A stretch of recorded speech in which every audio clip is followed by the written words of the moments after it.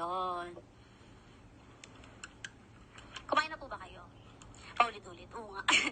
So, eto po. Ayan po. Kung makikita nyo po. Ayan po. Parang wala lang siya. Meron siya syempre yung powderize sa ilalim. Pero hindi po siya makati sa lalamunan.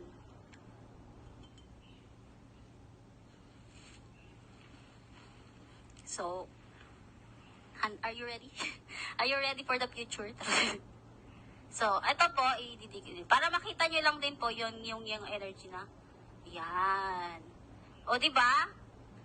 Parang hindi kayo masaya sa nangyayari. So, ayan po.